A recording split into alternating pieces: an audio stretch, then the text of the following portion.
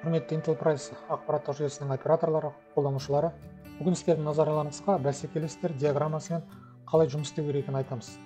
Бұл диаграмма статистика мәзірінде орналасқан Price Parsing бөлігінде.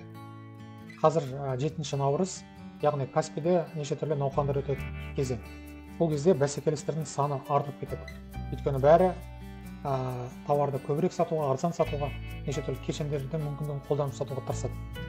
Бәсекелестер көбейіп кетті деп қорқуға қажет жоқ. Экранды үлкейтеміз. Бәсекелестің диаграммасы үлкейеді. Мына жерде көрсетілген.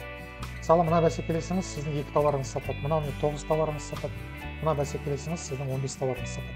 Егер осы диаграммаға үстіне тінтігімен басқасаңыз, жаңадан парақ ашылады. Бұл парақта бәсекелес сіздің қандай тауарларыңыз сататын көрсетілген.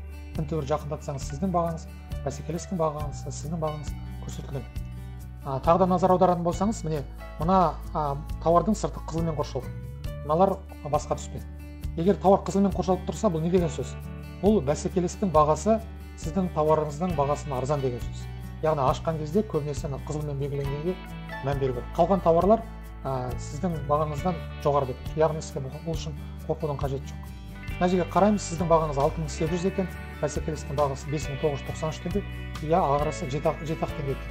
Мүмкіндік болатын болса, сіздің минималды бағаңызды түсіріп қоюға болады. Сонда науқан кезінде сіздің тауарыңыз бірінші шығып тұрады, яғни адамдардың тапсырыс беруіне мүмкіндік көп болады. Болды, осымен негізгі жұмыс істеудің әдісі осымен аяқталды. Тыңдағандарыңызға рахмет.